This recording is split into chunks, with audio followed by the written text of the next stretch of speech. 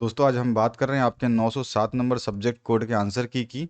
तो चलिए ABCD आपके जो भी सेट हैं यहाँ पे आंसर्स मिला लीजिए। इसमें से आपको 40% नंबर चाहिए होते हैं पास होने के लिए, यानी कि टोटल 28 नंबर आपको पास होने के लिए इस सब्जेक्ट में चाहिए। तो यहाँ पर चलो पहले क्वेश्चन से स्टार्ट करते हैं। हमारा व्हाट्सएप नंबर 8469022568 है। इस पे आप अपने क्वेश्चन पेपर को जितना जल्दी भेजेंगे उतनी जल्दी आपको आंसर की मिल जाएगी। तो आंसर की के लिए, ठीक है, आंसर की के लिए आप जो है अपना क्वेश्चन पेपर इस नंबर पे भेज दीजिएगा, चाहे आपका कोई भी सब्जेक्ट हो, क्योंकि ऑप्शनल सभी के अलग अलग होते हैं, तो आप अपने अपने ऑप्शनल भेज दीजिएगा।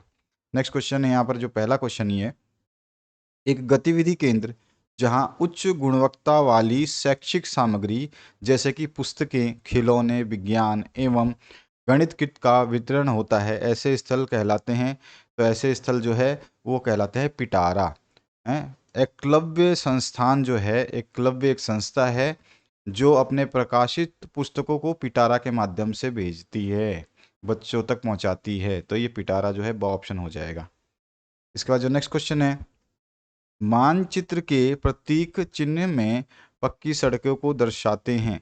तो पक्की सड़कों को दर्शाने वाला जो जो प्रतीक चिन्ह है वो है आपका ऑप्शन, ठीक है। ये जो है पक्की सड़कों को दर्शाता है। इसके बाद जो नेक्स्ट क्वेश्चन है उसकी बात करते हैं। यहाँ पूछा गया है, जिस पंजी में छात्रों की मासिक, त्रैमासिक, अर्धवार्षिक एवं वार्षिक परीक्षा के अंक और परिणामों का उल्लेख होता है कहलाती हैं, तो उसको परीक्षा पंजी कहा जाता है। यहाँ पे 100 ऑप्शन जो है करेक्ट हो जाएगा।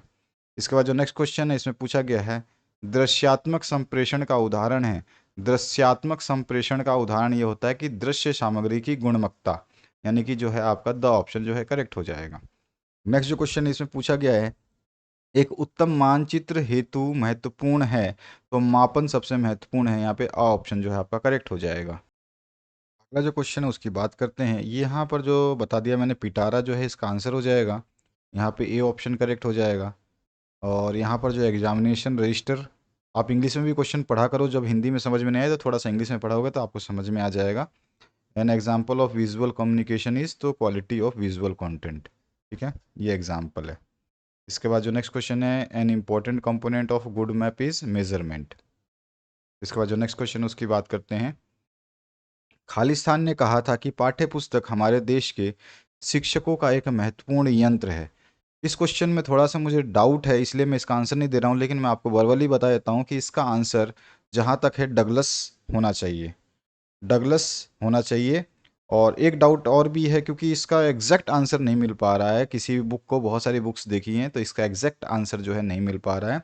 प्रॉब्लम लग रहा है, डाउटफुल लग रहा है। एकदम एग्जैक्ट स्टेटमेंट जो यहाँ पे दी गई है, the text book is an important tool of the teacher in our country, इस नाम से जो है एग्जैक्ट जो है ये डेफिनेशन नहीं मिल पा रही है।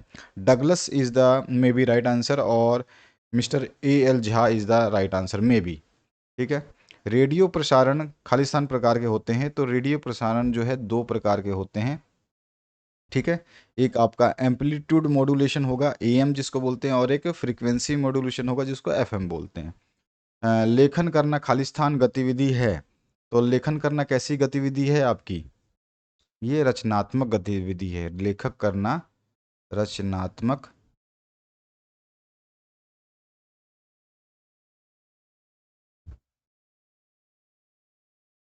ऑप्शन नहीं दिया है इसमें, सबसे बड़ी दिक्कत ये है, रचनात्मक गतिविधि है। इसको आप बोल सकते हो क्रिएटिव।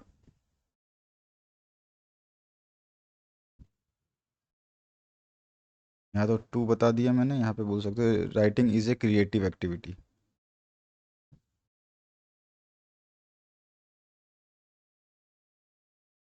ठीक है, क्रिएटिव एक्टिविटी। इसमें पूछ रहा है संपूर्ण पृथ्वी के खालिस्तान भाग में जल है, तो आप लिख सकते हो इसमें कि 71% भाग में जल है। लगभग लगभग 71-70 लिखोगे तो भी सही है, या फिर आप लिख सकते हो 3/4 भाग में जल है। ठीक है, 3/4 भी इसका सही होगा, ठीक है ना। यानी कि आपका तीसरे हिस्से में, एक ही हिस्से में केवल जो है 3 हिस्से में, पृथ्वी के 4 हिस्से हैं, तो चारों हिस्सों में से 3 हिस्सों में तो पानी है, एक हिस्से में पृथ्वी है, यानी भूमि है, जंगल है, पहाड़ है, ये सब है। 3/4 बोल सकते हैं, 3/4, ठीक है। छात्रों में विभिन्न विचार और विश्लेषणात्मक ज्ञान को बढ़ाने के लिए खालिस्तान संबंधी प्रश्न पूछे जाते हैं। समस्या समाधान संबंधी।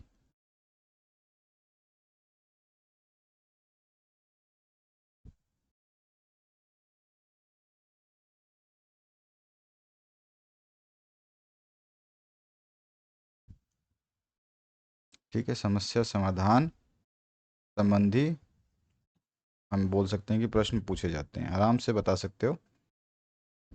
या फिर इसमें आप बोल सकते हो मूल्य आधारित।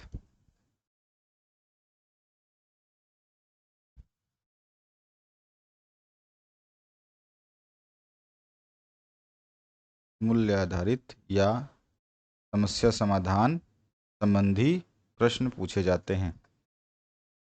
यहाँ पे आप बोल सकते हो वैल्यू रिलेटेड या वैल्यू एडेड, है ना, इसमें बोल सकते हो वैल्यू रिलेटेड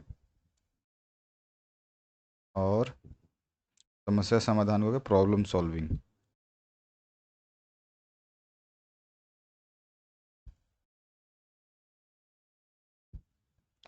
टाइप क्वेश्चंस। ठीक है, प्रॉब्लम सॉल्विंग टाइप क्वेश्चन। यहाँ पे तो ये इंग्लिश में ये खालिस्तान भी गलत दिया है, एग्जामिनर पता नहीं क्या सोच के बैठा है।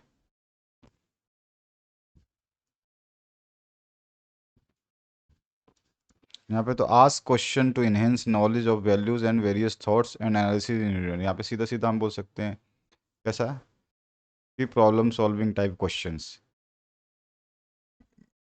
इसके बाद और आगे क्या दिया गया है आपसे, यहाँ दिया गया है प्रतीक चिन्ह किसे कहते हैं, तो आप सीधा सीधा लिख सकते हो नक्शे में दर्शाई गई वस्तुओं को, मैं लिख देता हूँ, तो लिख देते हैं नक्शे में दर्शाई गई वस्तुओं को दर्शाने वाले संकेत प्रतीक चिन्ह कहलाते हैं। इस तरह से आप लिख सकते हो, इससे मिलता जुलता लिख दोगे तो वो भी सही माना जाएगा। ठीक है, नेक्स्ट जो क्वेश्चन है, सुकरात प्रविधि को और किस नाम से जाना जाता है, तो इसको प्रश्न उत्तर विधि प्रविधि भी कहते हैं या विधि भी कहते हैं। प्रश्न उत्तर, इस तरह से आराम से लिख सकते हो अलग अलग, प्रश्न उत्तर विधि भी कहते हैं। इसको अगर आप एक और नाम देना चाहो तो वो भी नाम दे सकते हो, अगर आप चाहो तो आपकी इच्छा के ऊपर है कि आप देना चाहते हो नहीं देना चाहते हो। या आप लिख सकते थे एलेंचस विधि, या इलेंचस भी बोलते हैं, इलेंचस लिखो या एलेंचस विधि लिखो।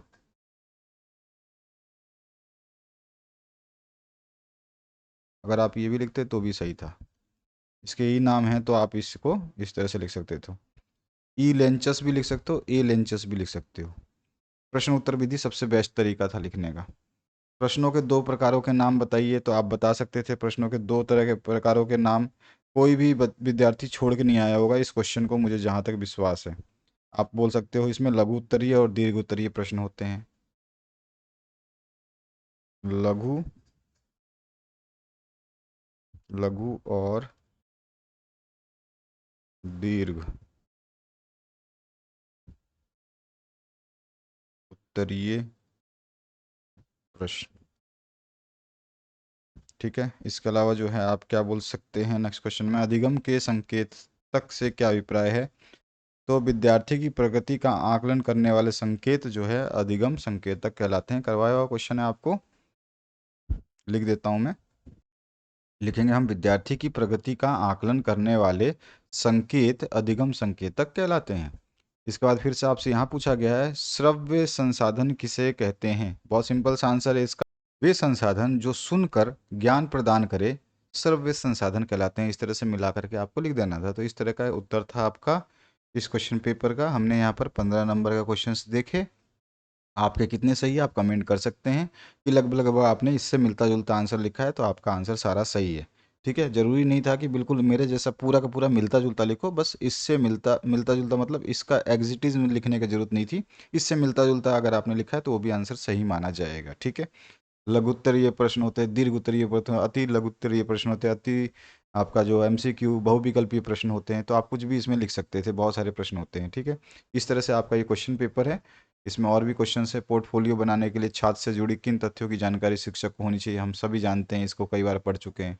पोषित मूल्य क्या होता है, ये आप बता सकते हैं पोषित मूल्य क्या होता है। इसके बारे में अगर आप जानना चाहें लिखना चाहें तो आपने क्या लिखा होगा इसमें, तो पोषित मूल्य जो है वो नैतिक मूल्य होते हैं जिन्हें व्यक्ति आदर्श मानता है और अपने जीवन में अपनाना चाहता है, ठीक है ना, जो परंपराओं से चली आ रही हैं, ठीक है ना। पोषित मूल्य क्या होता है?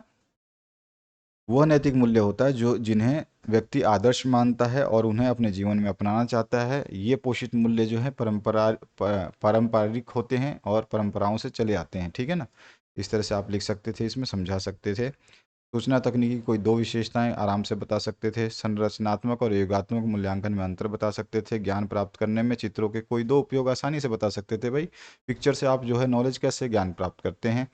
और योजना विधि के चार लाभ, पुस्तकालय से आप क्या समझते हैं, महत्व, सहकारी अधिगम की विशेषताएं, सब क्वेश्चंस करवाए हुए हैं। अगर आपने सारे वीडियोस को ढंग से देखा है तो आपने, मैंने 1000 बार बोला है कि आपका 901 नंबर सब्जेक्ट से लेकर के आपका लास्ट सब्जेक्ट तक, ठीक है, 909, 910, 911 तक में क्वेश्चंस मिलते जुलते आएंगे। मैंने ये भी बोला था आपसे, स्टार्टिंग में बोला है, कई बार बोला है कि सारे क्वेश्चन पढ़ लो पढ़ लो पढ़ लो। आपकी मर्जी थी, आपने पढ़ा है या नहीं पढ़ा वो आपके ऊपर डिपेंड है।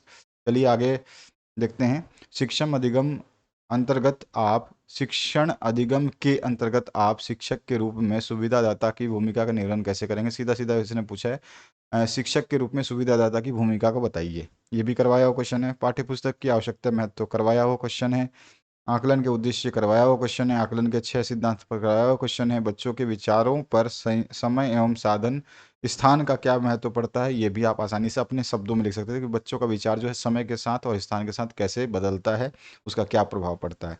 कथावाचक प्रविधि के उद्देश्य लिखे। स्टोरी टेलिंग जो हमने इंग्लिश में पढ़ा था उसी को आपको यहाँ पे लिखना था, ठीक है। इसका उद्देश्य क्या होते हैं कि भैया स्टोरी टेलिंग से क्या होता है, अधिगम क्षमता का विकास होता है, हैं, रचनात्मकता में वृद्धि होती है, बहुत सारी चीज़ें जो हम बात कर चुके हैं। पर्यावरण के जैविक घटक किसे कहते हैं, इसमें क्या क्या सम्मिलित है बता रखा है। जैविक और अजैविक घटक आपको बता रखा है। यहाँ पे अजैविक घटक पूछ रखा है, इसमें क्या क्या शामिल होता है ये भी बताया हुआ है।